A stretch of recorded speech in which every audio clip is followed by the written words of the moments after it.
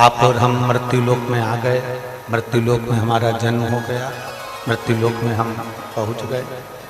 पर मृत्युलोक में जन्म लेने के बाद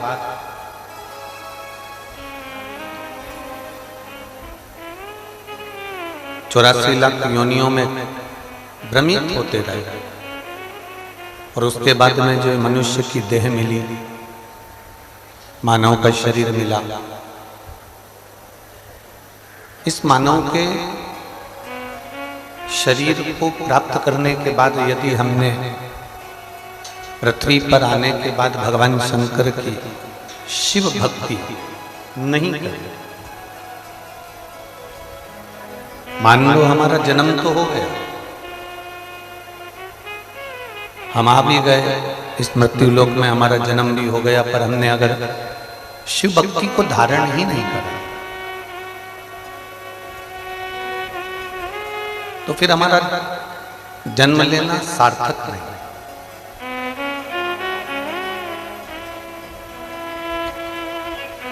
अब जिससे आप सरल भाषा में समझें, आप किसी के यहां दिल्ली में गए, भटिंडा गए, जयपुर गए, लुधियाना गए, कहीं पर भी आप गए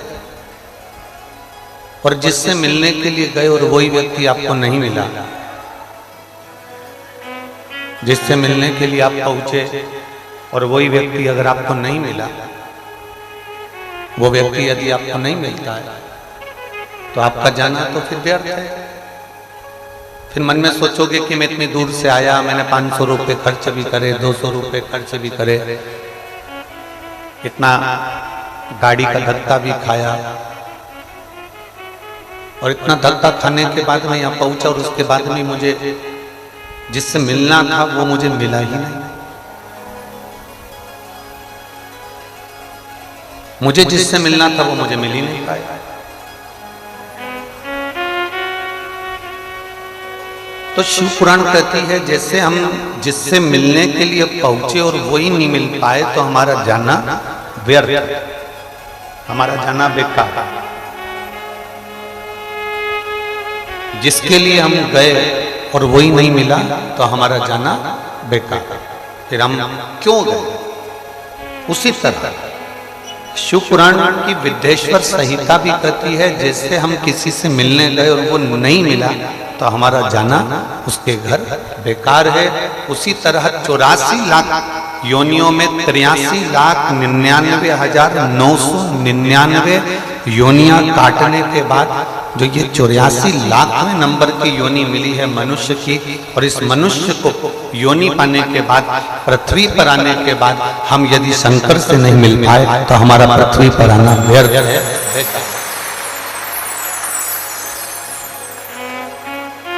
फिर हमारा जन्म लेना बेकार, फिर हमारा पृथ्वी पर आना बेकार,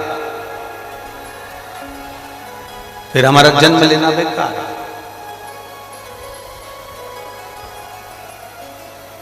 इतनी 83,99,999 योनियां काटते काटते काटते काटते यहां पहुंचे।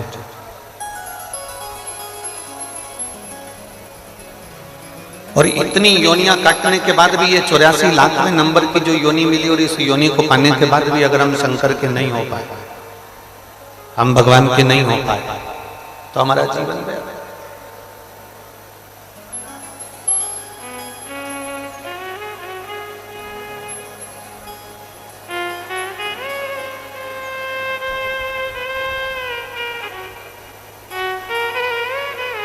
अंगद देव जी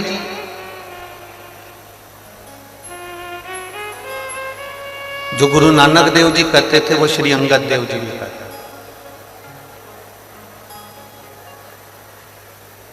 गुरु नानक देव जी की वाणी को अंगद देव जी ने भी अपनी भाषा में उसको कहा।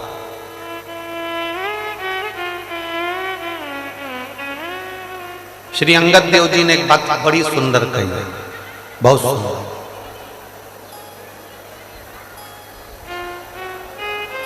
गुरु नानक देव जी जिस बात को कहते रहे, जिस बात का वर्णन करते रहे,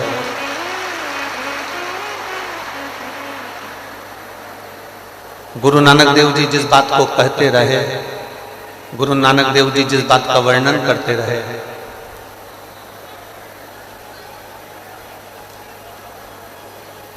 उस बात को श्री अंगद देव जी ने बड़ी सुंदर भाषा में कहा है, बड़ी सुंदर भाषा।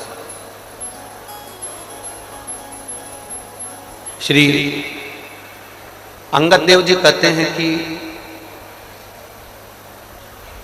जब जंगल में कहीं आग लगती है, जब जंगल में कहीं बहुत अग्नि लग जाती है, जंगल में आग लग जाती है,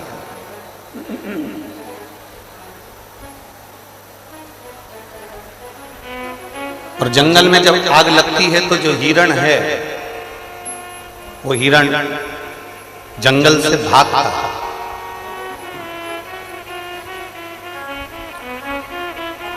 अंगद देव जी कहते हैं कि जो जंगल में आग लगी और आग लगी तो हिरण भागा, हिरण किसी दूसरी ओर नहीं भागता, हिरण भागता है तो जहां नदी है, तालाब है, बावड़ी है, सरोवर है, वहां हिरण भागा। गुरु नानक देव जी के शब्द को, गुरु नानक देव जी की वाणी को श्री अंगद देव जी कहते हैं कि हिरण जंगल में आग लगने पर भाग रहा है और वो भागते भागते भागते भागते पानी को ढूंढ रहा है, वो पानी के करीब में जा रहा है, पानी को ढूंढ, और फिर वो जब पानी के करीब में पहुंच जाता है, पानी के पास में पहुंच जाता है तो हिरण को संतुष्टि हो जाती है कि अब मैं जंगल में कितनी भी आग लगी हो, मैं पानी के करीब में आ गया हूं, अब मुझे तकलीफ नहीं होगी क्योंकि मेरे नजदीक में पानी है, मेरे नजदीक में पानी है, अब मुझे तकलीफ नहीं होगी। श्री अंगद देव जी कहते हैं कि हिरण आग लगने पर पानी को ढूंढता है, पानी की ओर जाता है, उसी तरह अंगद देव जी कहते हैं गुरु नानक देव जी की वाणी को कि जब भीतर अहंकार की अग्नि लगी हो, क्रोध की अग्नि लगी हो, वासना की अग्नि लगी हो, तृष्णा की अग्नि लगी हो, तो श्री अंगद देव जी कहते हैं उस समय पर हमको संत की, गुरु की वाणी को ढूंढना चाहिए और गुरु के पास जाना चाहिए। कहीं हमें शिव पुराण की वाणी को ढूंढ लेना है, कहीं गुरु नानक देव जी की वाणी को ढूंढ लेना है, कहीं नामदेव जी महाराज की वाणी को ढूंढ लेना है, कहीं संतों की वाणी को ढूंढ लेना है, कहीं सदगुरु की वाणी को ढूंढ लेना है। जब हम किसी सदगुरु, संत, साधु, सन्यासी, तपस्वी, साधक, उपासक के करीब में चले जाते हैं तो हमको फिर भय नहीं।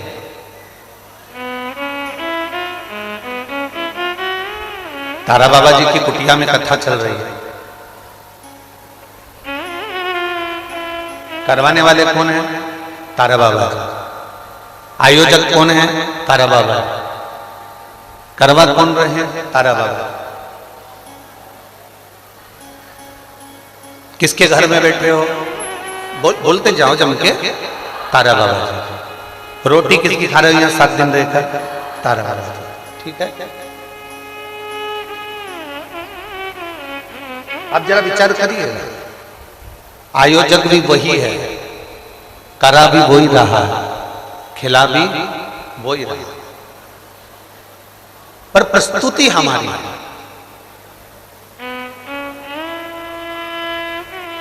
दिख हम रहे हैं, वो दिखता नहीं है।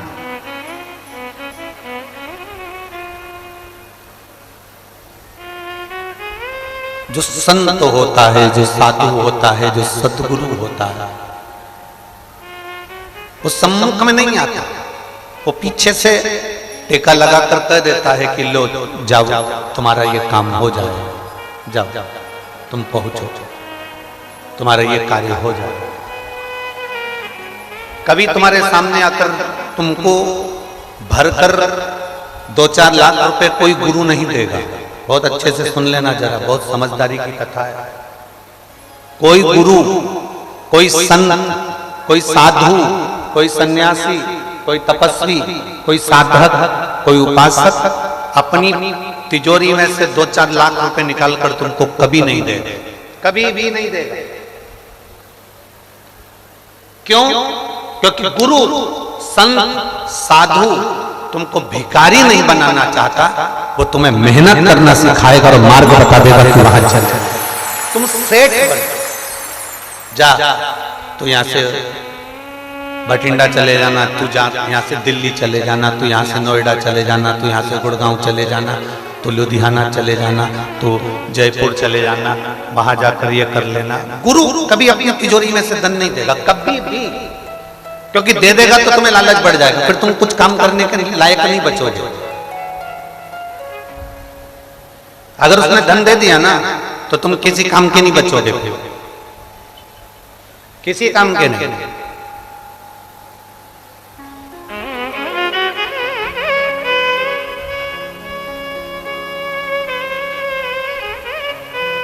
एक चेला, हम पहले इस कथा को बोल चुके हैं तो उसमें आपके स्मरण में रहा होगा, उसके स्मरण में आपको आएगा। एक चेला, उसकी बहन की शादी है और बहन की शादी है और उसको आश्रम से जाना है। अब गुरुजी से कैसे कहे कि मेरी बहन की शादी है, फिर भी उसने मन करा कि मैं अपने गुरुजी से ये कह देता हूं कि मेरी बहन की शादी। गुरुजी के पास में इतनी सारी प्रॉपर्टी है, गुरुजी के पास में इतना बड़ा मठ बना हुआ है, इतना बड़ा आश्रम बना है, तो गुरुजी मेरी बहन की शादी में 2-4 लाख रुपए, 25-50 हजार रुपए दे दे। शिष्य ने गुरुजी से कह दिया, गुरुजी मेरी बहन की शादी है, मैं कुछ दिन के लिए जा रहा हूं, चले जाऊं? गुरुजी ने कहा चले। गुरुजी हम बहुत गरीब हैं, हमारी परिस्थिति ठीक नहीं है, हमारी परिस्थिति ठीक नहीं है, चले जाओ। चल। गुरुजी लड़के वालों ने डिमांड भी बहुत करी है पर हमारी इतनी औकात नहीं है। गुरुजी ने कहा ठीक है चले। अब शिष्य ने कितनी बात घुमा कर गुरुजी को बताई, पर गुरुजी ने एक बार भी नहीं किया कि अंदर से तिजोरी खोल के 50 हजार रुपए दे दूं, चले जा। नहीं। अब वो जाने लगा तो गुरुजी ने आवाज लगा कर कहा, सुन, सामने एक झोला रखा है, उस झोले में 5 किलो अनार रखे हैं। अब चेले ने सोचा माथा भड़ी को अनार को क्या करना, शादी में अनार का क्या काम है। झोले में अनार रखे हैं, वो लेकर चली जा तेरी बहन की शादी में। अब गुरु ने उसको अनार दे दिया। चेला अपने गुरु को कोसता जा रहा है, कैसा गुरु है, इतनी प्रॉपर्टी है, इतना दौलत है, इतना धन है, इतनी जायदाद है, इतना पैसा है, चांदी के गिलास में गुरुजी दूध पीते हैं, चांदी के कटोरे में रोटी खाते, इतना धन, और गुरुजी ने मुझे दिया क्या, केवल 5 किलो अनार, और उस 5 किलो अनार का मैं करूंगा। चला जब शिष्य चला, चेला चला अनार लेकर,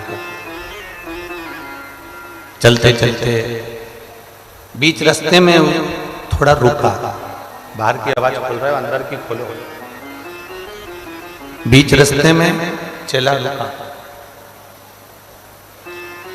जब बीच रास्ते में चेला रुका तब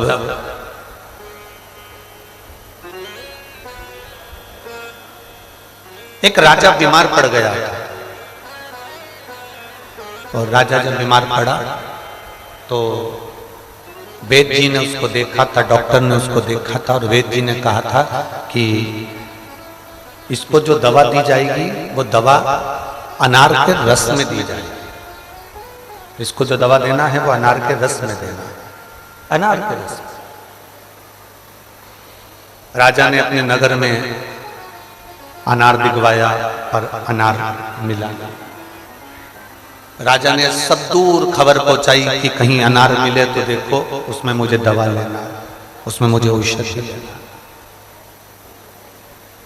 अनार नहीं मिला। दूत ढूंढते ढूंढते राजा के सैनिक जंगल में पहुंच गए। जंगल में ये व्यक्ति सो रहा था, शिष्य सो रहा था, और उसके पास में झोले में अनार रखे थे और उसने वो अनार लेना चाहा, उसने वो अनार मांगा। शिष्य ने कहा ये मेरे गुरुजी ने दिया है, मेरी बहन की शादी के लिए गिफ्ट है। अरे राजा बीमार पड़ा है, लाओ ये हमको दो। नहीं नहीं नहीं, ये मेरी बहन की शादी के लिए गुरुजी ने गिफ्ट दिया है, मैं नहीं दे सकता। राजा के सैनिकों ने उससे अनार लिए, राजा को दिए, दवाई ली, राजा ठीक हो गया। राजा ने कहा अनार कहां से लाए थे? का एक लड़का था, बहन की शादी में जा रहा था, ये अनार उसके पास मिले। राजा ने कहा उसको पकड़ कर लाओ। शिष्य को पकड़ कर लेकर आए, राजा के सामने लाकर खड़ा करा।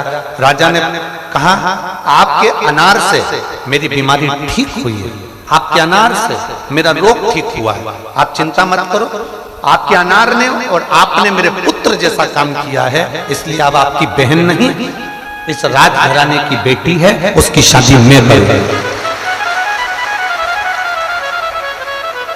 उसकी शादी मैं करूंगा।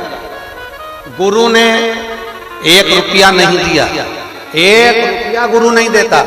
आज असली गुरु, असली संत, असली जो महात्मा होगा वो तुमको रुपया कभी नहीं देगा, कुछ ऐसा कर देगा। अब वो राजा ने उस लड़के को अपना बेटा बनाकर राजकुमार बनाकर रखा, उसकी बहन की शादी राजकुमारी जैसी करी, हीरा पन्ना सोना चांदी रत्न आभूषण में पूर दिया, क्योंकि वो अनार नहीं थे। गुरुजी पर अगर भरोसा कर कर लेकर गए हो कि गुरु ने दिया है, गुरु ने दिया, ये कम ना दिया। लोग कहते हैं गुरुजी के पास इतना है, गुरुजी देते क्यों नहीं? गुरुजी के पास इतना है, गुरुजी देते क्यों नहीं?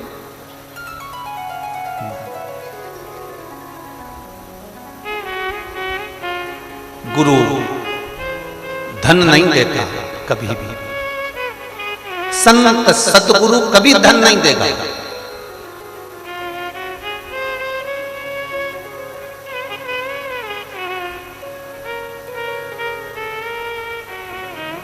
गोपाल जी हमारे पास में भी लोग आते हैं ना यहाँ पर, ये आप इनसे पूछना, हमने कई बार हमारी व्यासपीठ से बात कही, आप लोगों के स्मरण में होगी कि व्यासपीठ पे दर्शन करने आओ तो यहाँ कोई भेंट नहीं चढ़ाना दर्शन करते से। कई लोग आते हैं, गुरुजी आपके पास में डमरू रखा है वो हमको दे दीजिए। हम करेंगे भी क्या, डमरू नहीं रखा रहता, पर तुमने केवल वस्तु मांगी, तुम्हें मांगना था झोली पसार कर इस व्यासपीठ की एक बेलपत्र दे दीजिए, और उससे बढ़कर कुछ नहीं। एक बेलपत्र, एक बेलपत्र का फल क्या होता है, एक बेलपत्र का स्वरूप क्या होता है, एक बेलपत्र का कीमत क्या है?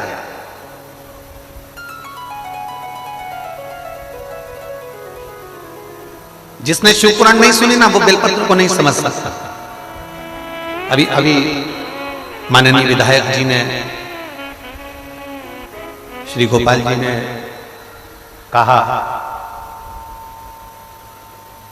गुरुजी हम व्यासपीठ से एक 51 वृक्ष की बेलपत्र वाटिका का बोले थे, और उन्होंने कितनी वाटिका बनाई? 2। अब समझने वाली बात है, बोली गई थी 1, बन कितनी रही है? 2, क्योंकि ये तारा बाबा की कुटिया में बन रही है। संत के यहाँ कभी थोड़ा नहीं होता, संत क्या बढ़कर ही होगा। गुरु के यहाँ कभी थोड़ा नहीं होता। गुरु नानक देव जी के किसी भी गुरुद्वारे में चले जाओ, आप किसी भी भारत की भूमि के किसी गुरुद्वारे में चले जाओ, भारत की भूमि के किसी गुरुद्वारे में जाना, तुम पहुंचोगे, पहुंचकर कहोगे हमको लंगर चखने को मिलेगा क्या? मां मना कर ही नहीं सकता, वो बोलेगा ही नहीं कि यहाँ लंगर नहीं है, तुम नहीं चख सकते, यहाँ पर हमारे पास व्यवस्था नहीं है, रोटी नहीं है, सब्जी नहीं है, या ये नहीं है, या भाजी नहीं है, वो बोलेगा ही नहीं। तुमने बस कहा और तुमने कहा लंगर चखना है, लंगर दे, तो वो तुरंत करेगा बैठो अभी आए। ना का संबोधन नहीं है, और थोड़ा नहीं होता। गुरु के दरवाजे पर थोड़ा है ही नहीं, गुरु के दरवाजे पर तो हरि लुटा दिया भंडार, काशी वाले ने कर दिया माला माल, काशी वाले ने लुटा दिया भंडार, काशी वाले ने कर दिया माला माल, काशी वाले। यहाँ गुरु के दरवाजे पर कुछ कम नहीं, कुछ भी कम नहीं। गुरु का द्वार होता ही ऐसा, थोड़ा तो होता ही नहीं। बहू में और सास में बहुत बड़ा अंतर होता है। आप कहोगे सियोर वाला महाराज सिरसा में पकड़ के बैठा है बहू और सास को। बहू और सास में एक बहुत बड़ा अंतर होता है। बहू भोजन उतना बनाती है गिन के, जेठ जी 5 रोटी खाएंगे, देवर 4 खाएंगे, भतीजा 3 खाएगा, बेटी 2 खाएगी और 2 रोटी एक्स्ट्रा बनाकर रखती है। माँ सास घर की बुजुर्ग माँ कभी गिनकर रोटी नहीं बनाती, वो हमेशा ऐसी बनाती है कि 4 हो जाए तो खाकर चले। संत सतगुरु माता पिता की ये दृष्टि होती है करुणा की कि कोई आए तो भूखा ना जाए। कोई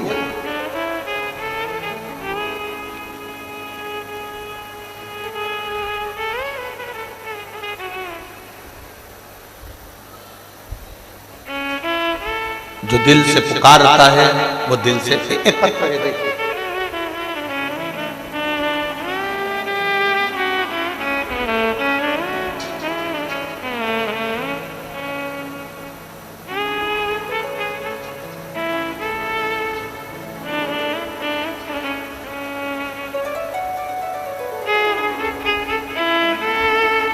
मेरा नाम सरिता है, मेरी उम्र 30 साल है।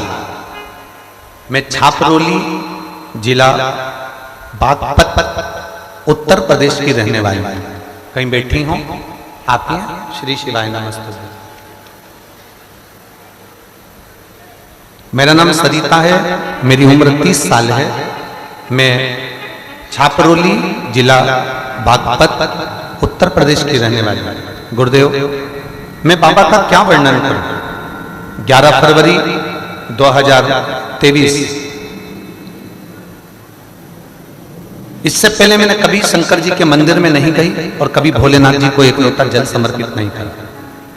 पिछले साल जनवरी में मेरी तबीयत खराब हो गई और मुझे बहुत तकलीफ होने लगी। जब डॉक्टर को दिखाया ना गुरुदेव, तो मालूम पड़ा कि मुझे 3rd स्टेज का कैंसर हो गया। और कैंसर भी साधारण नहीं था गुरुजी, आंतों का कैंसर था, पूरे शरीर में वो कैंसर फैल चुका था। मेरी शादी को 12 साल हो गए हैं और मेरे 2 बेटे हैं। अचानक इतनी बड़ी बीमारी जानकर मुझे सदमा सा लगा। मैंने सबसे पहले अपनी बहन को फोन किया। आपकी बहन आई है क्या? नहीं आई है। मैंने सबसे पहले अपनी बहन को फोन करा। उसने मुझसे कहा कि तू चिंता मत कर, अगर 3rd स्टेज का भी कैंसर है ना तो भोलेनाथ जी पे भरोसा जरूर रखना, चिंता मत करना। वो सियोर वाला महाराज कहता है कि घबराना नहीं चाहिए, शिव पर भरोसा करो, दवाई खाओ, सब कुछ करो, पर शंकर पर भरोसा टूटने मत देना। मेरी माता के मेरे पिताजी, जब मैंने कथा श्रवण करी तो मैंने मेरे पिताजी को सीहोर भेज दिया और सीहोर में भेजकर वहां से कंकर और रुद्राक्ष दोनों बुलवा लिया।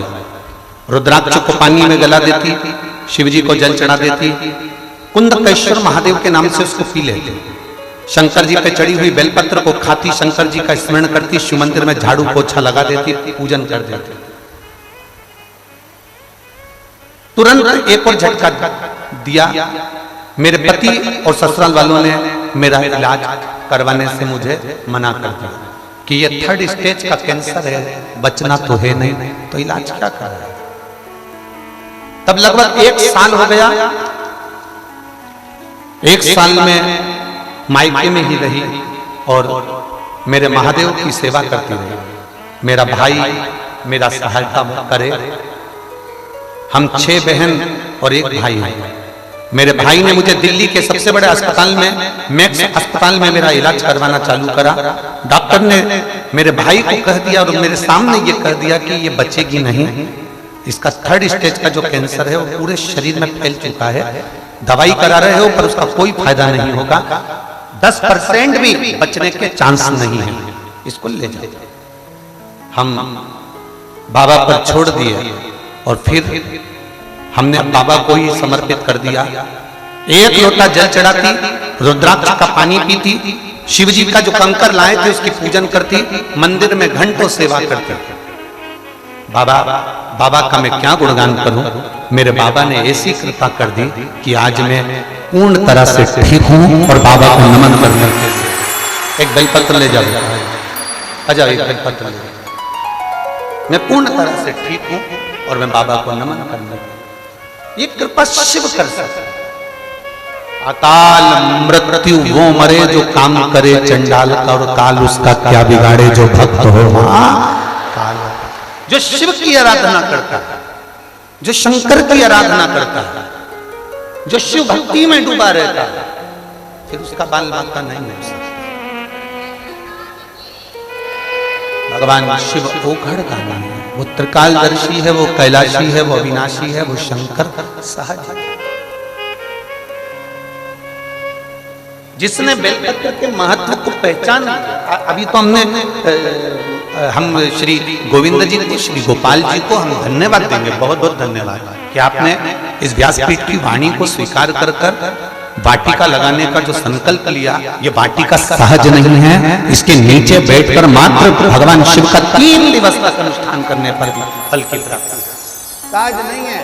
बेलपत्री को जो पहचान गया उसने अपनी जिंदगी की सार्थक कैसे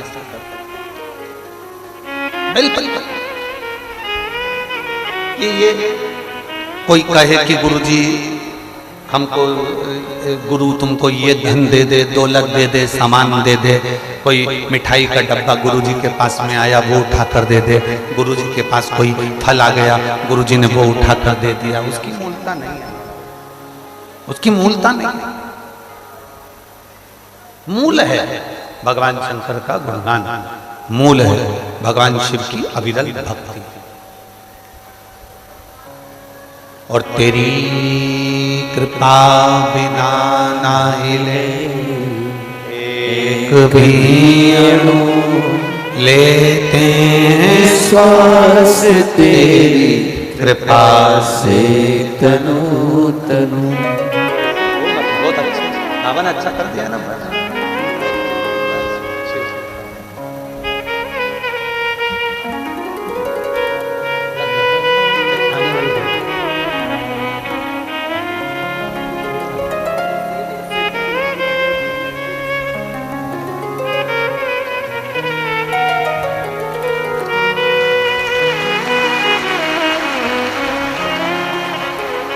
तेरी कृपा बिना ना हिले एक भी अणु, लेते हैं श्वास तेरी कृपा से तनु तनु।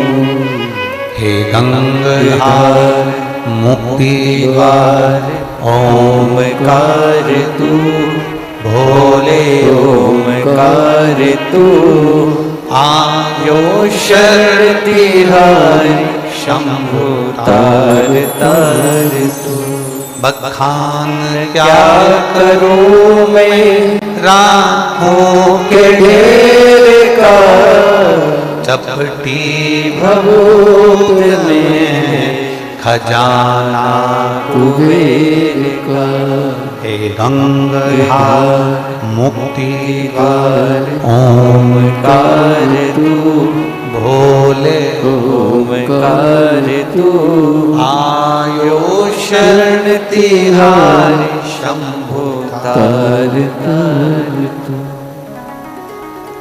जो पहचान गया गुरु धन नहीं देगा, कोई संपदा नहीं,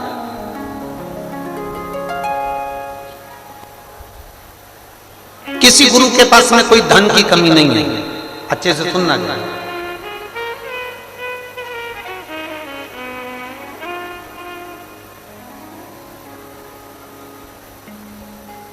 किसी गुरु के पास में कोई संपदा की कमी नहीं, कोई वैभव की कमी नहीं, कोई धन की कमी नहीं, कोई सत्ता की कमी नहीं, पर गुरु नहीं देगा, गुरु नहीं देगा, क्योंकि वो आपको भिखारी नहीं बनाना चाहता। धन दे देगा, थोड़े दिन चलेगा, फिर आप मांगने आ जाओगे। गुरुजी बहुत दुखी हूं। गुरुजी फिर दे देंगे, तुम फिर मांगने आ जाओगे।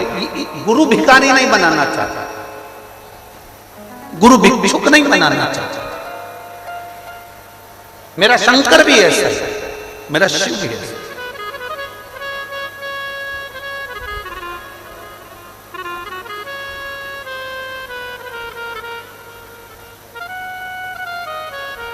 हमने पहले कहा था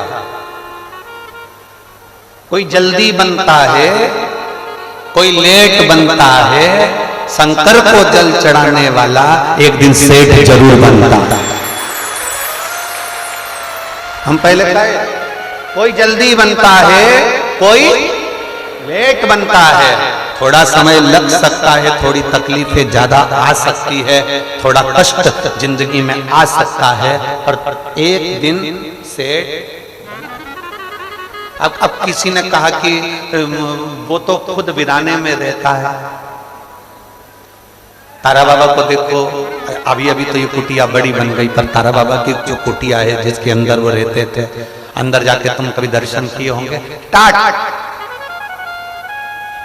बारदान क्या बोलते, इधर बारदान बोलते, बोरा बोलते, टाट बोलते। टाट उनकी पूरी कुटिया में कम से कम 15 जगह पे टाट रखे हैं। लोहे की पेटी, कोई कीमती वस्तु कुछ भी नहीं है।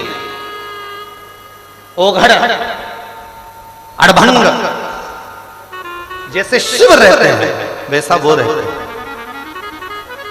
लोग कहते हैं शिव जी के पास में तो कुछ भी नहीं है, शंकर जी के पास में ना बहुत सारा धन दिखता है, ना कोई वैभव दिखता है, ना कुछ दिखता है, कुछ भी नहीं है शंकर जी के पास।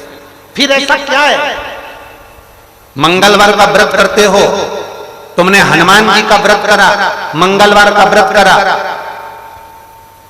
तुमने मंगलवार का व्रत करा, कितने भी व्रत कर लो, शुक्रवार का व्रत कर लो, शनिवार का व्रत कर लो, गुरुवार का व्रत कर लो, रविवार का व्रत कर लो, चतुर्थी का व्रत कर लो, तीज का व्रत कर लो, एकादशी का व्रत कर लो, प्रदोष का व्रत कर लो, तुम्हारी मर्जी पड़े जिस जिसके व्रत कर लो। पर एक एक पुराण को उठाकर देखना, किसी पुराण में तुम्हें यह नहीं मिलेगा कि तुमने जिस भगवान का व्रत करा उसने तुमको दिया। नहीं, जिसका भी व्रत करोगे, व्रत तुम किसी का भी करो, पर पृथ्वी पर रहने वाले, फल देने वाले तो केवल एक देवाधिदेव महादेव हैं, फल वही देते। शनिवार का व्रत करोगे तो शनि महाराज को पहले भगवान शंकर को कहना पड़ेगा, मेरा भक्त व्रत कर रहा है मेरा, आप मृत्यु लोक के देवता हो, इनको देना पड़ेगा। वैकुंठ में अगर तुम जाके व्रत करते ना तो भगवान वैकुंठ अधिपति दे देते, पर पृथ्वी पर व्रत कर रहे हो तो पृथ्वी के देवता को पूछ कर देना पड़ेगा। तिरुपति में भगवान वेंकटेश भी अगर आकर बैठे तिरुमाला में तो पहले भगवान शंकर से पूछा क्या मैं तिरुपति में आकर बैठ जाऊं तिरुमाला में? जब भगवान शंकर ने कह दिया तब वो तिरुमाला में आकर बैठे। नाथद्वारा में श्रीनाथ जी, नाथद्वारा में श्री जी बाबा आकर बैठे तो उन्होंने एक लिंग जी से पूछा क्या मैं यहां आकर बैठ जाऊं? तब बाबा ने कह दिया कि तुम बैठ, मना ना, बैठो।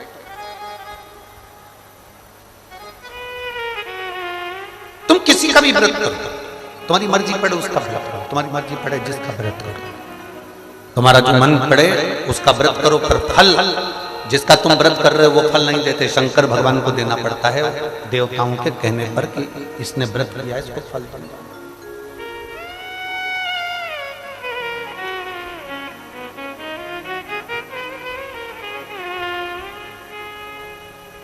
जिसने पहचान लिया, शंकर भगवान को जो जान गया, उसने, एक महिला बैठी है यहाँ पर, सुमन गोदारा, पति का नाम है अनिल गोदारा, हरियाणा के हिसार, हरियाणा के हिसार आजाद नगर से आई है।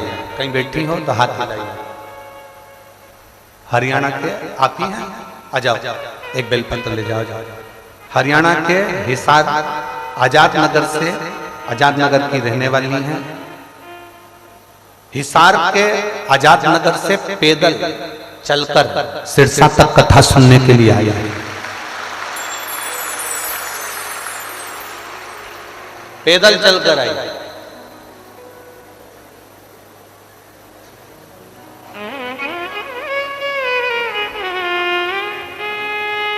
1 महीने से अन्न का दाना नहीं खाया इस महिला ने। 1 महीने से अन्न को ग्रहण नहीं किया, 1 महीना हुआ। केवल बाबा के भरोसे चलकर कुछ बाबा से विनती करी थी, उसने स्वीकार कर ली।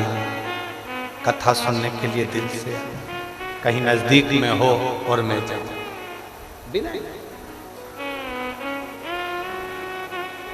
गोपाल जी, कई पत्रों में ऐसा लिखा है लोगों ने, ये भक्तों ने, कि कई माताओं ने पत्रों में लिखा है कि कई माताओं ने पशुपति व्रत सिरसा में कथा हो जाए उसके लिए भी करे। कई माताओं ने पशुपति व्रत कि सिरसा में कथा हो।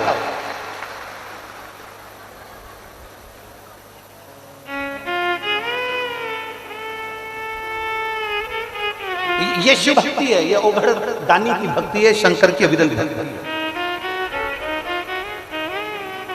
उसको पहचानना बहुत कठिन है, उसको जानना बहुत कठिन है। जिस दिन हम उसको पहचान गए, जिस दिन हम उसको जान गए, जिस दिन हम उसे पहचान गए, जिस दिन हम उसको जान गए, पहचान गए, उस दिन वह हमारे करीब में होगा और हम उसके करीब में होंगे। जिस दिन हम जान गए उस दिन वह हमारे करीब में होगा, हम उसके करीब। शिव महापुराण की कथा कहती है, हिरण भागता है पानी की ओर और मनुष्य को भागना चाहिए संत सद्गुरु की वाणी की।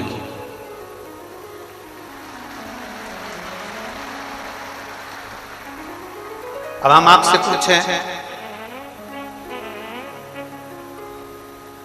चाकू, खंजर, तलवार, तीर, बंदूक की गोली और वाणी, फिर से समझ लीजिए, चाकू, तलवार, खंजर, गुप्ती, तीर, बंदूक की गोली और वाणी, इनमें सबसे ज्यादा गहरी चोट कौन करता? जम के बोलो जरा। वाणी। चाकू से जो घाव हुआ वो भरा सकता है, गोली से जो घाव हुआ वो भरा सकता है, तलवार से जो घाव हुआ वो भरा सकता है, तीर से जो घाव हुआ वो भरा सकता है, खंजर से जो घाव हुआ वो भरा सकता है, पर वाणी से जो घाव होता है वो मरते दम तक नहीं भरा। वाणी का घाव मरते दम तक नहीं भरा था। आखिरी समय तक भी सामने वाले व्यक्ति ने तुम्हें बचपन में भी अगर चोट करी है, तुमको धोखा दिया है, तुम्हें तकलीफ दी है, तुम्हें कष्ट दिया है, तो जब तुम्हारे सामने वो आएगा तब तुमको लगेगा कि इसने मुझे ऐसा करा। भले अच्छे से मिल रहे हो, अच्छे से जुल रहे हो, सब बात हो रही है, सब कुछ हो रहा है, परंतु फिर भी उसकी वाणी का तुम्हें स्मरण आता ही रहेगा। वाणी बड़ी विचित्र है।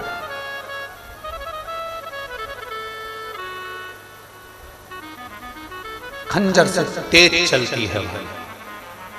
इसीलिए आप लोगों से हमने बार बार कहा कि हिरण पानी की ओर जाए, तुम गुरु की, शिवपुराण की, संत की, साधु की वाणी की ओर जाए, तुम वाणी की ओर।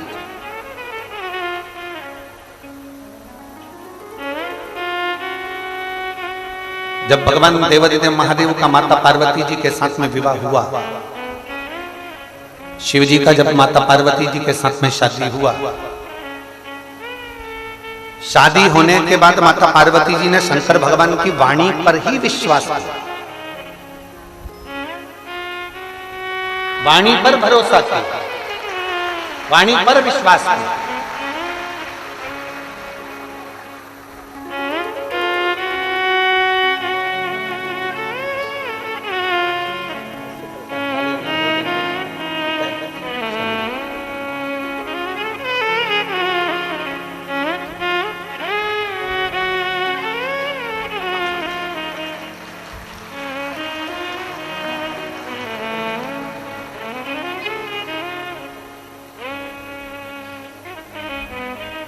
शिव की वाणी का भरोसा बड़ा प्रबल है,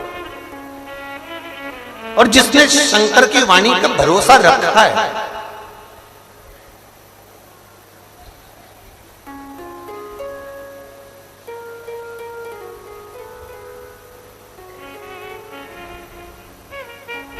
अभी अभी विधायक महोदय कर रहे थे श्री गोपाल जी टांडा जी कि इन सब का मन है गुरु जी आप हर वर्ष आओ, ये भी श्री गोपाल जी पर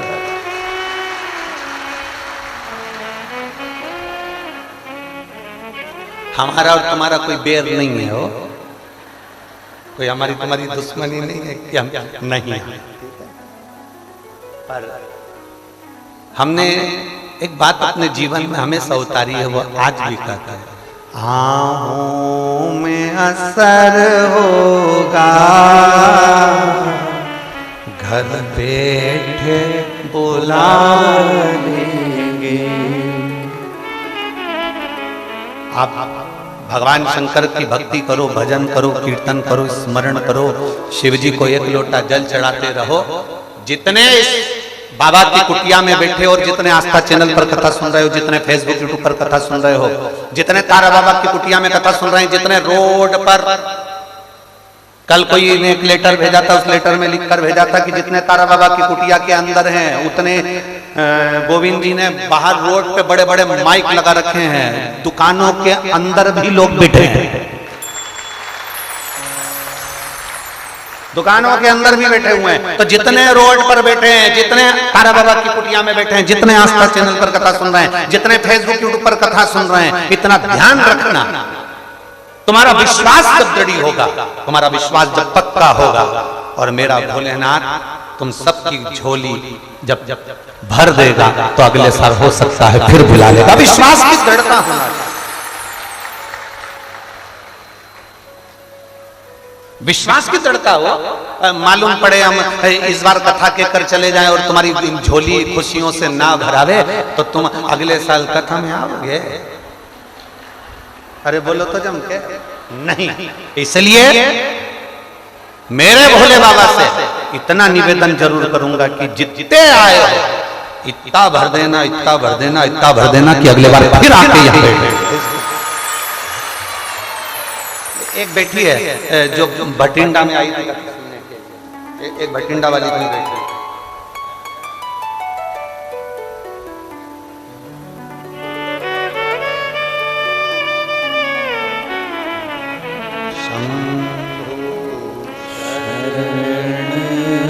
पड़ी मागो घड़ी रे घड़ी दुख काटो दया करी ने दर्शन आओ शंभो शरण मांगू घड़ी रे घड़ी दुख काटो दया करी निदर्शन आपो शंभो शरण पड़ी मागो घड़ी रे घड़ी दुख काटो दया करी निदर्शन आपो। पत्र था जिस पत्र में उन्होंने लिखा था, मैंने भटिंडा की कथा श्रवण की,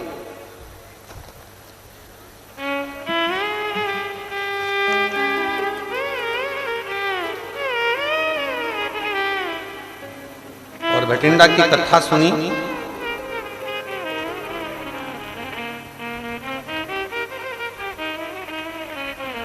इसमें रख के भेजा था, ठीक है।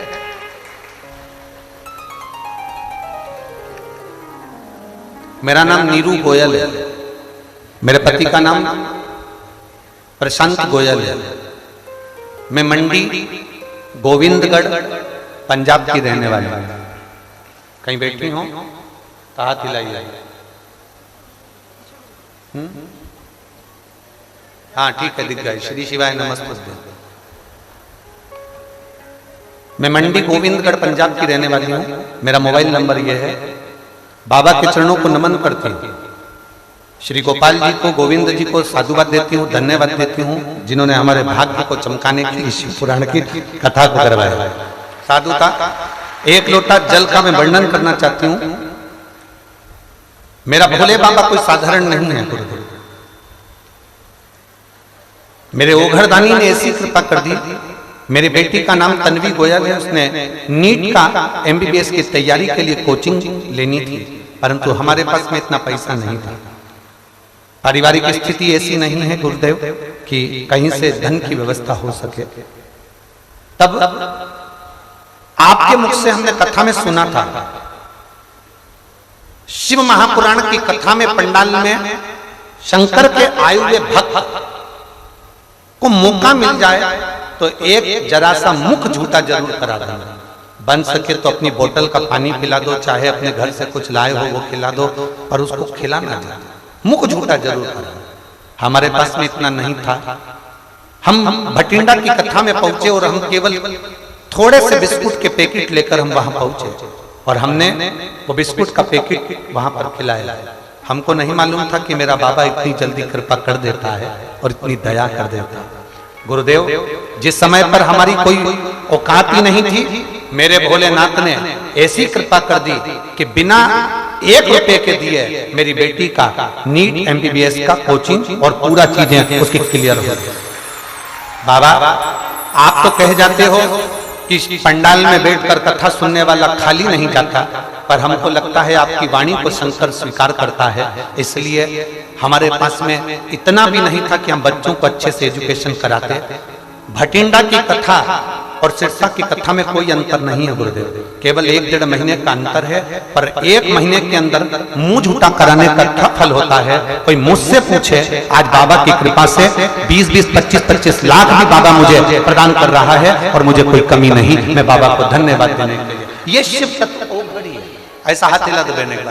श्री शिवाय नमस्तुभ्यं। गुरुदेव दुनिया के आगे हाथ फैलाते थे, कोई साथ नहीं देता था, पर जब से शिव पुराण की कथा सुनी है तब से मेरे बाबा ने मेरा हाथ नहीं छोड़ा, वो देने में पीछे नहीं हटता। ये शिव तत्व, बैठिए बहन, शिव तत्व इसी को कहते हैं। शंभु त्रिकालदर्शी, कैलाशी, अविनाशी, शंकर उदार। उसकी कृपा को पहचानना करके, उसकी दया को जानना करके।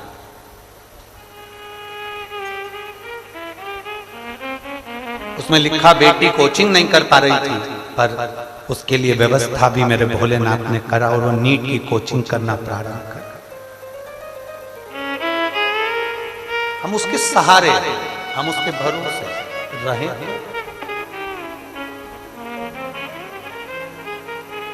और खाली ना जाता कोई दर से तुम्हारे, खाली न जाता कोई दर से तुम्हारे, मैं भी खड़ी हूँ नन्ही बाहें फसारे, अपने हृदय से लगा लगा लो, गिरा जा रहा हूँ, उठा लो, उठा भोले अपने दर से अब तो ना टालो, गिरी जा रही हूँ, उठा लो, उठा लो। उसकी कृपा, उसकी उदारता, उसकी दया इतनी प्रबल होती है, बस भरोसा दृढ़ होना चाहिए, विश्वास पक्का। बैठो कथा में, आप सियोर वाले महाराज को सुनने के लिए नहीं आए, आप केवल शिव महापुराण की कथा को सुनने के लिए नहीं आए।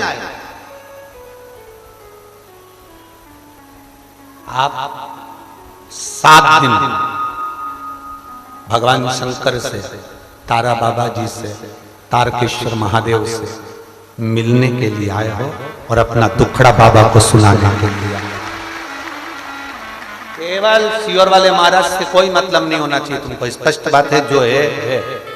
आप ये ना सोचिए कभी भी कि सियोर वाले महाराज से मिलना है हमको, सियोर वाले महाराज से हमें मिलना पड़े और उनसे हम कुछ बोलें, वो हमारा दुख कम कर दें, सियोर वाला महाराज तुम्हारे दुख काट दे। सियोर वाले महाराज का दुख तो खुद महादेव काटता है, तो वो काय का किसी का दुख काटेगा ना। भरोसा शिव जी पर रखिए, विश्वास शंकर पर रखिए।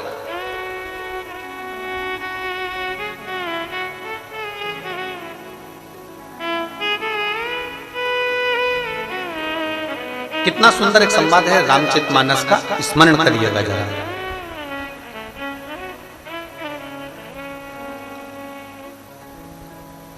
रावण को मालूम पड़ा कि भगवान भक्तों को तारते हैं।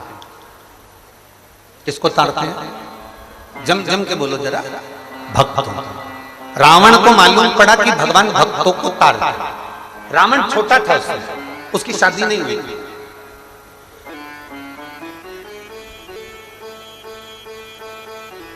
अनमैरिड, शादी नहीं हुई, संबंध पक्का भी नहीं हुआ था रावण, और उसने बहुत उपद्रव मचा रखा था पूरी पृथ्वी पर, पूरी सृष्टि में उपद्रव मचा। रावण की शादी वादी नहीं हुई थी उस समय, और रावण को मालूम पड़ा कि भगवान भक्तों को तारते हैं। तो रावण को लगा मैंने तो इतना पाप किया है, ऋषियों की कुटिया तोड़ दी, यज्ञ बंद कर दिए, गौ माता को ताड़ दिया, कई कष्ट दिए दुनिया के लोगों को, मेरे जैसे पापी का उद्धार कौन करेगा? 33 कोटि देवताओं में कोई ऐसा देवता है क्या जो भक्त को भी ताड़ दे और पापी को भी ताड़ दे? रावण ने अपनी बुद्धि में यह बात बिठाई कि भक्त भी तर जाए और पापी भी तर जाए। ऐसा कोई देवता है? ऐसा कोई देवता है? उस समय रावण की शादी नहीं हुई थी, रावण कुंवारा था।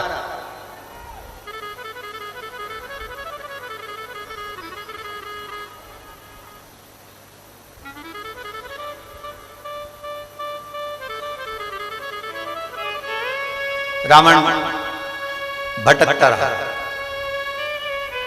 उसने सुना भगवान भक्त को तारता है, पर मैंने तो पाप कर्म किया है, मुझे कौन तारेगा? 33 कोटि देवताओं में कोई ऐसा देवता नहीं है जो भक्त को भी तार दे और पापी को भी तार दे। रावण भटकते भटकते भटकते भटकते एक बार मंदोदरी से मिल लिए। शादी नहीं हुई थी, कुंवारे थे उस समय पर, मंदोदरी से मिले, पहली बार मिलना हुआ। मंदोदरी कांटों में से अपने लहंगे को निकाल रही और रावण उसको देखकर ठाके लगाकर हंस रहा। बहुत तेज रावण के चेहरे पर हंसी थी और मंदोदरी अपना लहंगा निकाल रही थी, अपना लहंगा कांटों में से निकाला। रावण ने ठाका लगाया, हंसा। मंदोदरी ने घूर कर रावण को देखा, लंकाधिपति लंकेश को देखा। देखते से ही मंदोदरी ने रावण से कहा, आप मुझे कांटों में फंसा हुआ देखकर मुस्कुरा रहे हो, थोड़ी सहायता करोगे तो मेरा ये लहंगा, मेरा ये वस्त्र इस कांटे में से निकल जाए। रावण ने मंदोदरी से प्रश्न किया। शायद दुनिया में शादी करने से पहले लोग 50 प्रश्न करते हैं लड़की से, तुम पढ़ाई क्या करी हो, तुम्हें रसोई घर का सारा काम आता है, तुमने कोचिंग कहाँ करी है, कौन सी कंपनी में जॉब है, तुम्हारी हॉबी क्या है, तुम कितने बहन भाई हो, तुम सिलाई कढ़ाई बुनाई सब जानती हो, तुम कहाँ घूमना पसंद करती हो, तुम्हारे फ्रेंड कितने हैं, तुम मोबाइल पर क्या देखती हो, क्या चलाती हो, क्या करते हो। लड़का लड़की से 50 प्रश्न करता है, लड़की लड़के से 50 प्रश्न करती है, पर शायद पहली बार ऐसा विवाह हुआ होगा जिसमें मंदोदरी और रावण का संवाद हुआ। शायद आपने ये कथा आज तक सुनी कि नहीं सुनी, हमको नहीं मालूम। पर शंकर का भक्त रावण, शिव का भक्त लंकेश मंदोदरी से जब पहली बार मिला और पहली बार मिलने पर रावण ने मंदोदरी कर रही है, मेरा लहंगा निकालने की जगह तुम हंस रहे हो, ठाका लगा रहे हो, मुस्कुरा रहे हो।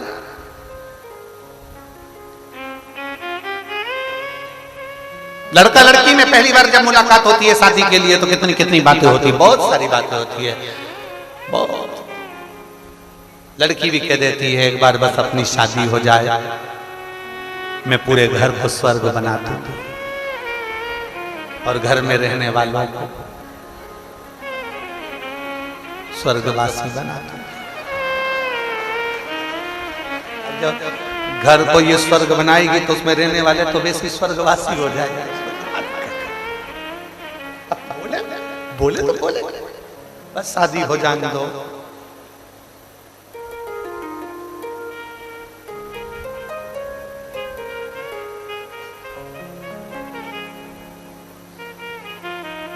बड़ी विचित्र विचित्र बातें लोग शादी के पहले इतनी बड़ी बड़ी बातें करते, इतनी बड़ी बड़ी बातें, इतनी बड़ी बातें, मैं तुझे राजकुमारी बना के रखूंगा।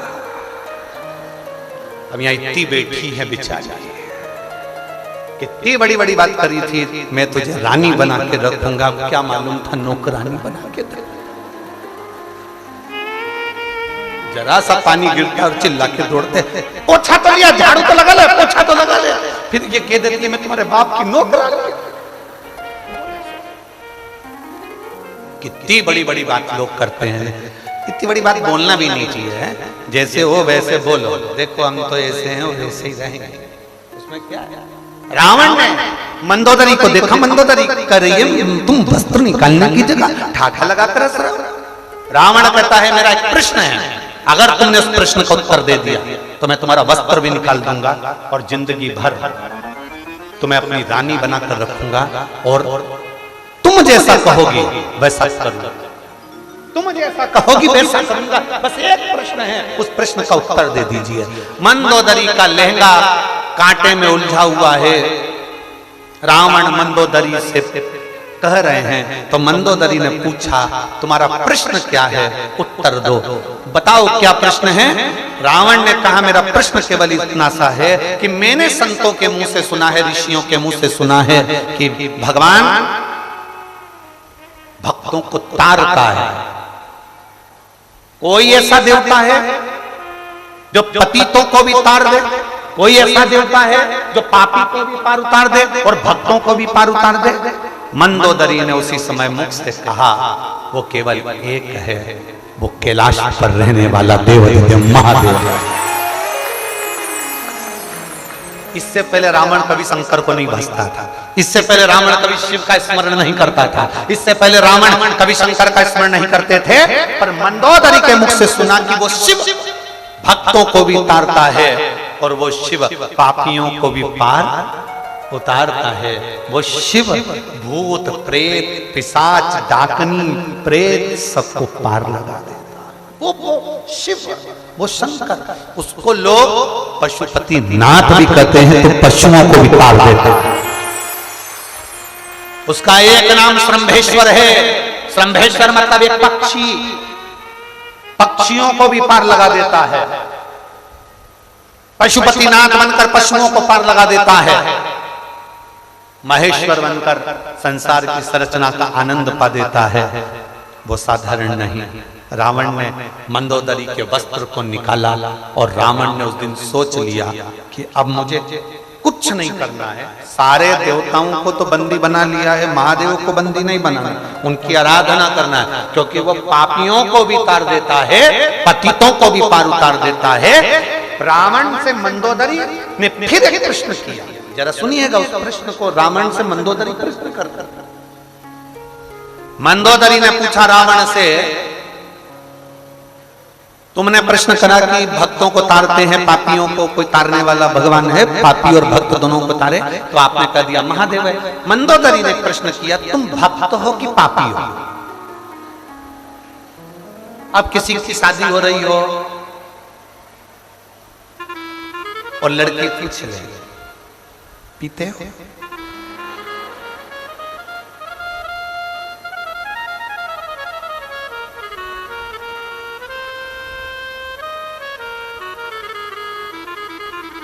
लड़का मुस्कुरा के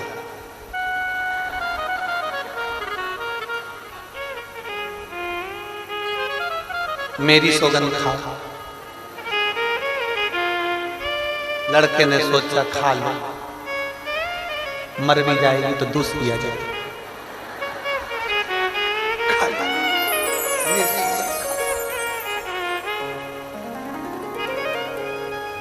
अब मंदोदरी कर रही है कि तुम भक्त हो कि पापी हो, तुम भक्त हो कि पापी हो। रावण कहता है संसार सागर में जितने जन्म लेते हैं वो कौन से पुण्यात्मा होते हैं। मृत्यु लोक में जो जन्म लेता है उसको पृथ्वी पर आकर झूठ बोलना ही पड़ता है, छल करना ही पड़ता है, परिवार को पालने के लिए चलाने के लिए कपट करना ही पड़ता है। इसलिए कोई भक्त नहीं है सब के हृदय में थोड़ा न थोड़ा कोई क्रोध, काम, लोभ, आसक्ति, वासना, तृष्णा, सबके अंदर झूठ, प्रपंच, संसार में जन्म लेने के पास ये रहता ही है। तो संसार में जितने जन्म लेते हैं उसका पाप कर्म तो उसके साथ रहता है। मैं मेरे लिए प्रश्न नहीं कर रहा हूं कि पापी को कौन तार सकता है, मैं तो पूरे पृथ्वी की बात कर रहा हूं कि संसार में रहने वाले मनुष्य से एक ना एक बार मृत्यु लोक में जन्म लेने के बाद पाप होता ही है, उसको तारेगा कौन। तो मंदोदरी ने कह दिया केवल एक हर समस्या का हल एक बस एक लोटा जल। अब कोई तुम में से कोई कह दे मैं कभी झूठ नहीं बोली।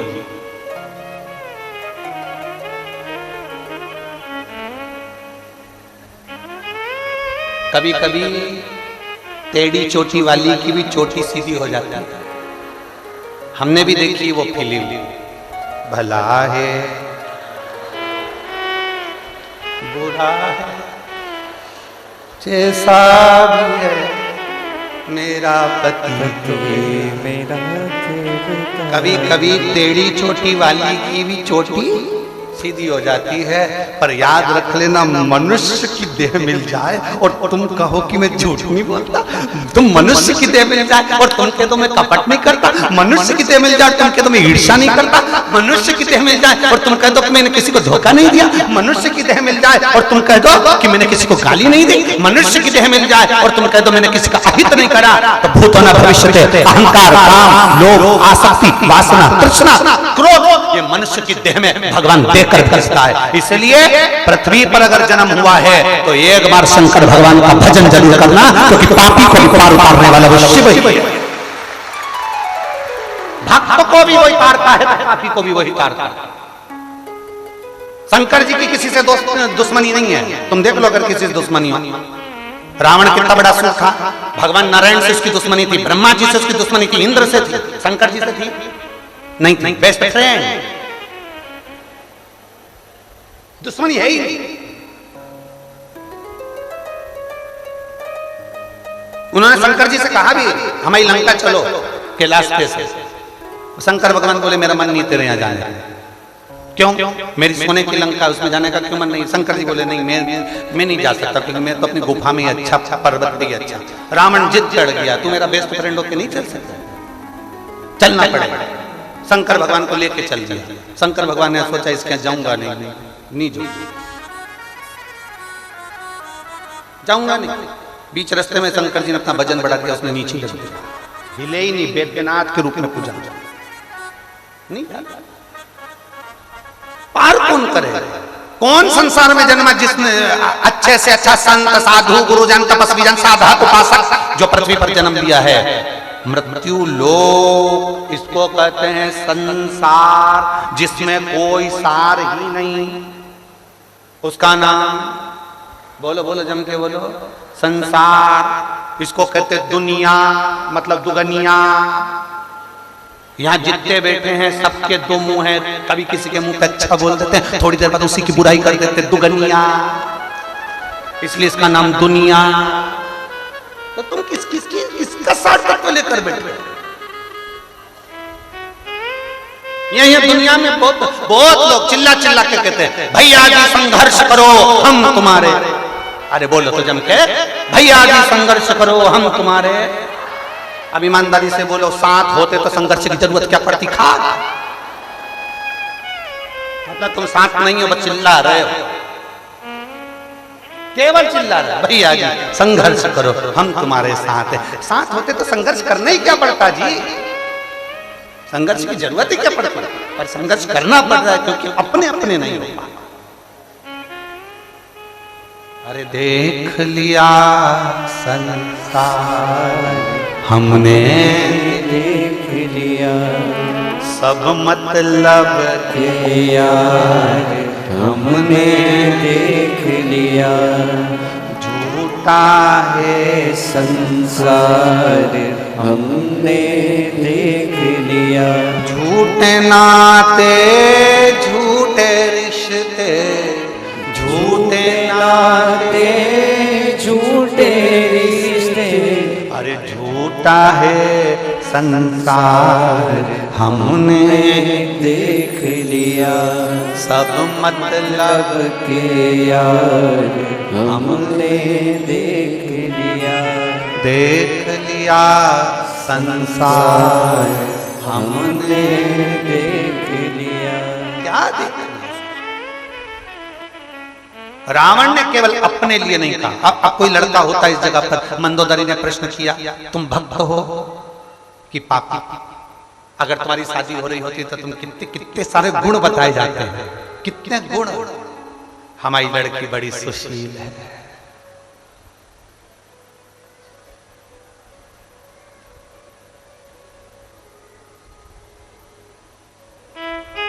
कपड़ा बनाने में हमारी लड़की कपड़ा बनाने में एक नंबर है, समझ जाओ, बहाने बनाने में एक नंबर है। हमारी लड़की सब काम कर लेती है, बेवकूफ भी बना लेती है। हमारी लड़की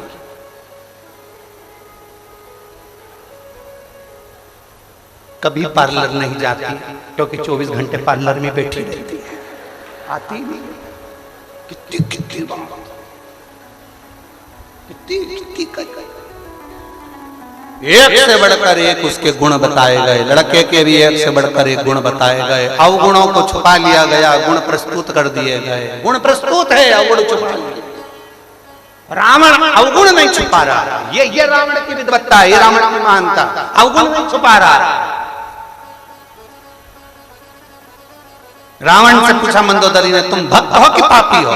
रावण ने कहा, मैंने ऋषियों को वरदान कराया, सबके यज्ञशाला को तोड़ दिया, भजन पूजन नहीं होने देते। अब तू अंदाजा लगा ले कौन सी क्वालिटी की, अंदाजा लगा। मंदोदरी ने कहा, मतलब तुम पापी हो? तुम पापी हो? रावण मुस्कुराकर कहता है, संसार में जो जन्म लिया है, पृथ्वी पर आकर उसने कुछ ना कुछ गलत जरूर किया है। कोई सृष्टि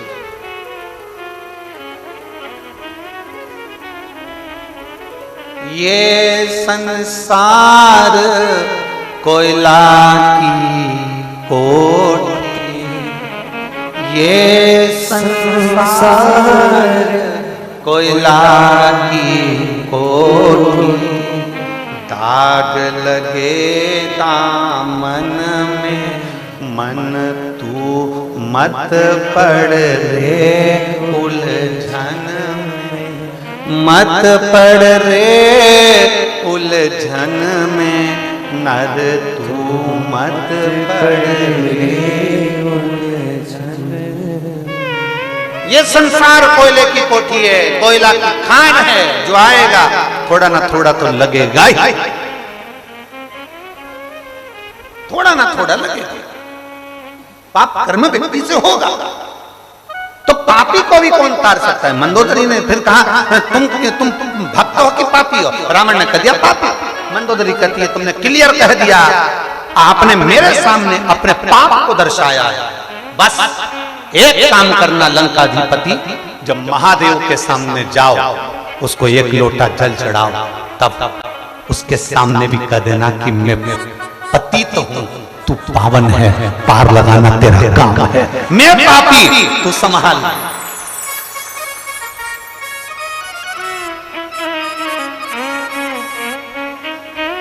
उसके सामने जाकर कहो कि मैं पापी हूं, मैं पतित हूं, तू पावन है।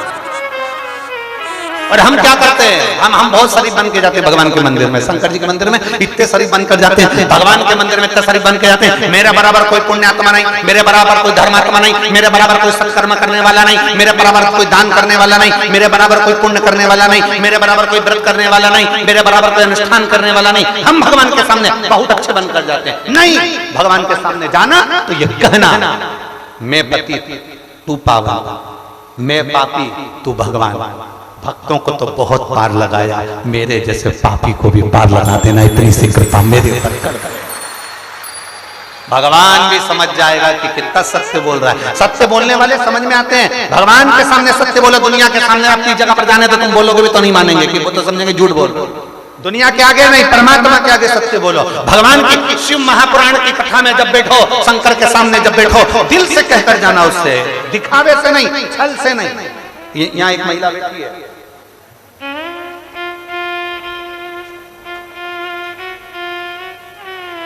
मेरा नाम सुनैना सिंवर, गांव साहूवाला प्रथम, जिला सिरसा हरियाणा। कहीं बैठी हो तो हाथ हिला सकते हैं। कहीं बैठी हो, सुनैना सिंवर, साहूवाला प्रथम, जिला सिरसा हरियाणा। विषय, मेरी मम्मी को कैंसर था। कहीं बैठी हो तो हाथ हिलाइए। अच्छा, इधर हाथ हिला। श्री शिवाय नमस्ते। आ जाओ, एक बेलपत्र लेकर चले जाओ। मेरी मम्मी को कैंसर था।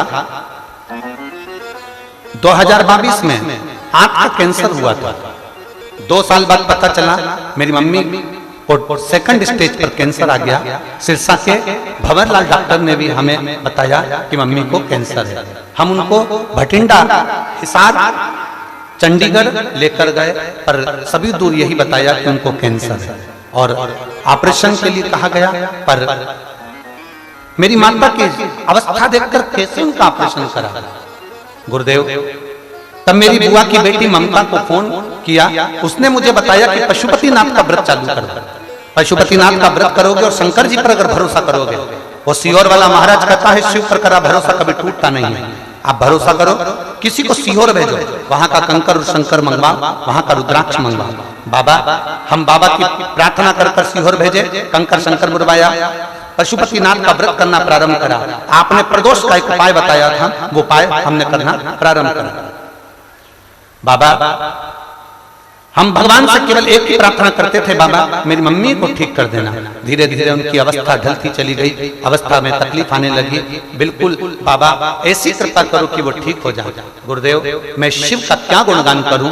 बाबा बाबा है, ओघड़दानी ओघड़दानी है। शिव ने ऐसी कृपा कर दी कि आज मेरी माँ पूर्ण तरह से ठीक है। मैं मेरी माता का फोटो भी लगा रही हूँ।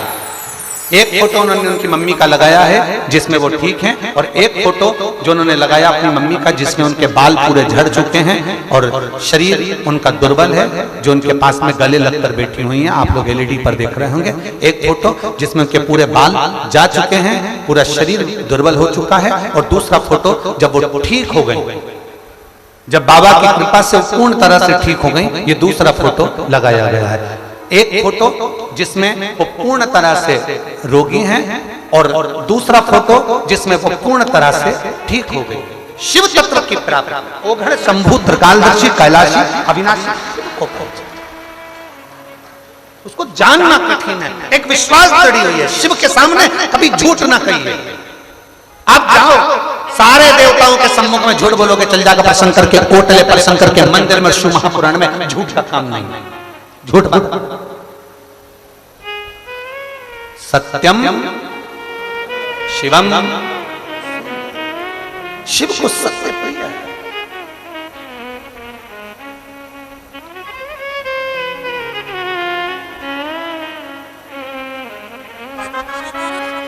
और आप जब उससे कहेंगे, जब आप उससे निवेदन करेंगे, वो स्वीकार करेगा। आप उसे पुकारेंगे, स्वीकार करेगा। 50 जगह पर झूठ बोलो, पर शंकर के मंदिर में कभी झूठ मत बोलो। 50 जगह पर झूठ बोलो, पर शिव की शिव पुराण में कभी झूठ मत बोलो। बैठो कथा में, बैठकर जो बाबा से विनती कर सकते हो दिल से कहो, झूठ का काम नहीं है शिव पुराण।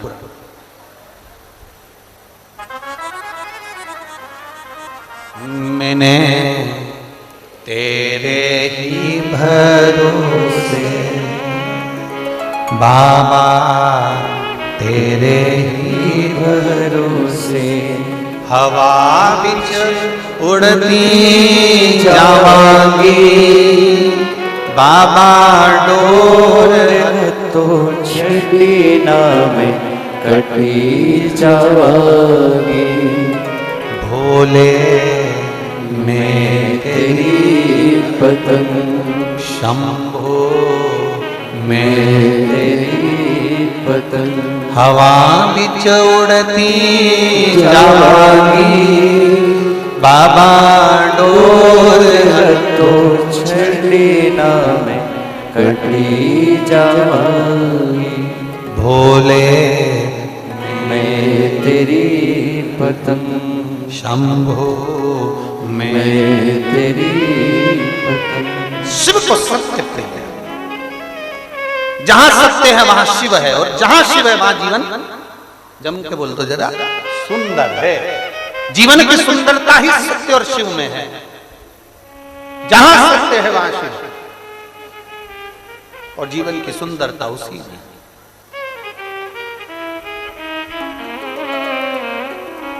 कितना सुंदर कहा है शिव पुराण में। आपके पर्स में 10 रुपए नहीं है, आप शंकर के मंदिर में दर्शन करने के लिए गई हो, शिव पुराण की कथा सुनने के लिए गई हो, आपके पर्स में 10 रुपए भी नहीं, अपनी पड़ोसन पास में है, अपनी देवरानी जेठानी पास में है, शंकर की शिव पुराण के सामने और शंकर के शिवलिंग के सामने आप अपनी पड़ोसन के आगे भी हाथ फैलाना मत। उससे मत कहना कि मुझे 10 रुपए दे, मुझे आरती में चढ़ाना है, मुझे 50 रुपए दे, मुझे पोथी पर चढ़ाना है, मुझे 100 रुपए दे, मुझे मंदिर में चढ़ाना है। दूसरे मंदिर का नहीं कर सकता, पर शंकर के शिव पुराण में और शंकर के शिवलिंग के सामने अपनी पड़ोसन से 10 रुपए मांग कर भी भगवान को मत चढ़ाना। मेरे भोलेनाथ को बुरा लगता है कि जब तेरा बाप बैठा है तो दुनिया से क्यों मांगता है, क्यों मांगा? जब तेरा पिता बैठा है किसी से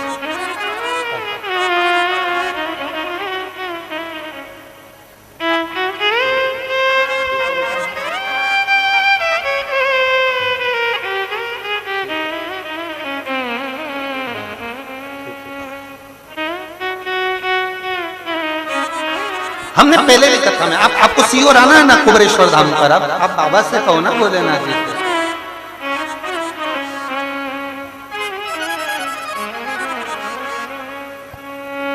खर्चो भे पान से मंच पे पधारे, 2 मिनट का उद्बोधन हम सभी को प्रदान करें।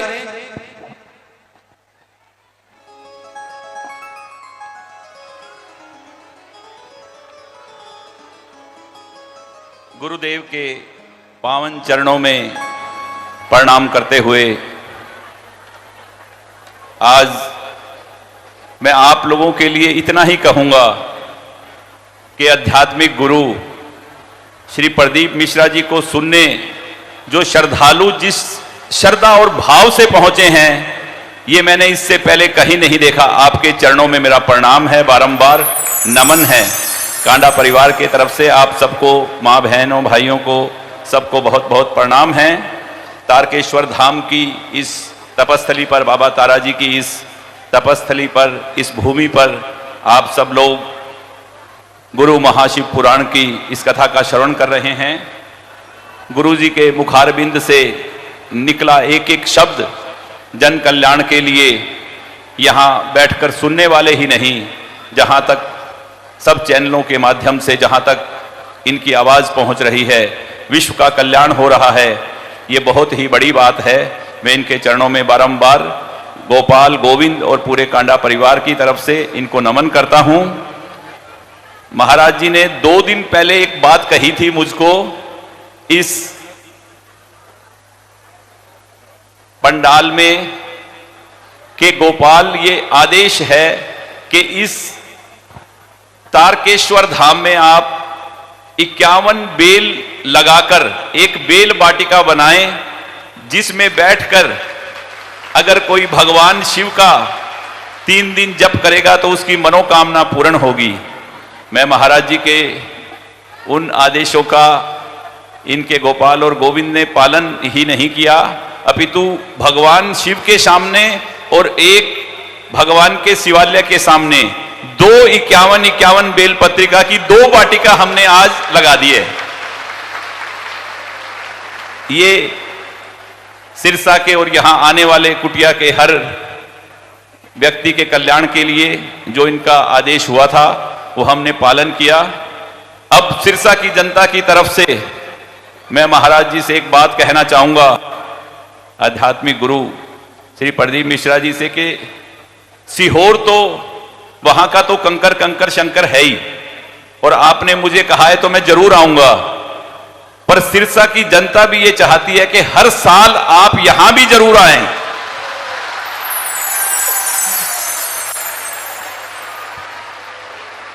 क्योंकि मुझे हर शहर के व्यक्ति ने यही कहा है कि मैंने कहा भाई मैंने कभी नहीं कहा कि मैंने कुछ किया या मैं कुछ करूंगा।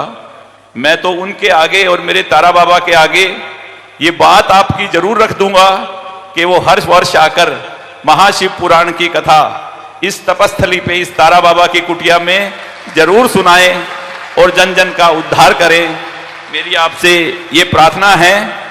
और एक छोटी सी विनती और है कि हमारी कुटिया की तरफ से जो भंडारे में लगे हैं, जो सेवा में लगे हैं, वो सेवादार मुझे कल कहने लगे कि भाई साहब हम सेवा करते रहते हैं पर ना तो हमें कथा सुनने का मौका मिलता और ना ही महाराज जी के दर्शन का मौका मिलता। तो 100-200 वो जितने भी लोग हैं, आप जाने से पहले अपने हाथ से उनको प्रसाद जरूर देकर जाए। मेरी ये आपके चरणों में प्रार्थना है उन सेवादारों के लिए कि आप उन सबसे उनको आशीर्वाद दे के जाएं, क्योंकि वो तन मन धन से पूरी सेवा कर रहे हैं। और सभी के चरणों में एक बार मेरे परिवार की तरफ से सभी को प्रणाम। और इतना ही कहूंगा अंत में 3 दफा कि ओम नमः शिवाय, ओम नमः शिवाय, ओम नमः शिवाय, श्री शिवाय नमस्तुभ्यम, नमस्तुभ्यम, नमस्तुभ्यम। बड़ा ही सुंदर उद्बोधन आदरणीय विधायक जी ने हम सभी को प्रदान करा। एक बार जोरदार ताली बजाकर स्वागत करें।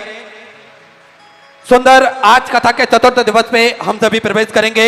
उससे पहले जिन दानदाताओं ने, जिन बामासाओं ने मंदिर, गौशाला, वृद्धाश्रम, अन्य क्षेत्र बाबा कुबेरेश्वर धाम हेतु अपनी सहयोग राशि प्रदान करी, उन सभी पवनशाली पुण्यशाली दानदाताओं के नाम आर्या जी त्रिपाठी, वाराणसी उत्तर प्रदेश से 1001 रुपए की सहयोग राशि अपनी समृद्धि की। नीतीश कुमार जी पांडे, कोरबा छत्तीसगढ़ से सुधा 500 रुपए गुप्तदान में। इटावा उत्तर प्रदेश से सुधा 500 रुपए। सत्यवती जी की तरफ से बरेली उत्तर प्रदेश से 1001 रुपए गुप्तदान में। देवगढ़ से सुधा 1001 रुपए। आशा जी की तरफ से दिल्ली से सुंदर 21 रुपए। रमेश चंद जी पांडे हल्द्वानी उत्तराखंड से सुधा 500 रुपए। स्मृति बाला जी बहरोज की तरफ से रायपुर छत्तीसगढ़ से सुधा 1001 रुपए की सहयोग राशि अपनी समृद्धि की। ओम प्रकाश जी सैनी की तरफ से दिल्ली से सुधा 500 रुपए। आलोक जी दीक्षित फारुखाबाद उत्तर प्रदेश से 500 रुपए। ओम कुमार जी की तरफ से मुजफ्फरपुर बिहार से सुधा 1001 रुपए। प्रियम जी वर्मा गाजियाबाद उत्तर प्रदेश से सुधा 500 रुपए। कंचन जी सक्सेना रुद्रपुर उत्तराखंड से सुधा 500 रुपए। भाभित जी माथुर की तरफ से उदयपुर राजस्थान से सुधा 2100 रुपए की सहयोग राशि अपनी समृद्धि की। रेखा ब्रजेश कुमार जी मुरादाबाद उत्तर प्रदेश से 1500 रुपए। कनक माला जी पचासी की तरफ से दिल्ली से सुधा 521 रुपए की सहयोग राशि अपनी समृद्धि की। अरुण कुमार जी गुप्ता की तरफ से प्रयागराज उत्तर प्रदेश से 551 रुपए। उर्मिला सिंह जी ठाकुर की तरफ से सोनपुर से सुधा अपने 1100 रुपए की सहयोग राशि समृद्धि की। एकता कुमारी जी की तरफ से इंदौर मध्य प्रदेश से 1001 रुपए। मल्होत्रा परिवार अंबाला पंजाब से सुधा 11,000 रुपए की सहयोग राशि अपने जो धर्मशाला बनने जा रही है उस धर्मशाला के निर्माण हेतु समर्पित की। बहुत बहुत बधाई। 14 विचार आपके 14 सहयोग राशि अपनी समर्पित की। सुंदरम राकेश रंजन जी की तरफ से बिहार से सुधा 1100 रुपए। भीमाबाई तुलसीराम जी काले की तरफ से संभाजी नगर महाराष्ट्र से 500 रुपए। स्वर्गीय ओम प्रकाश जी निगम की तरफ से सुधा 1001 रुपए की सहयोग राशि अपनी समृद्धि की। अरविंद कुमार सिंह जी की तरफ से बलिया उत्तर प्रदेश से सुधा 1100 रुपए की सहयोग राशि अपनी समृद्धि की। उर्मिला जी की तरफ से रांची झारखंड से सुधा 500 रुपए।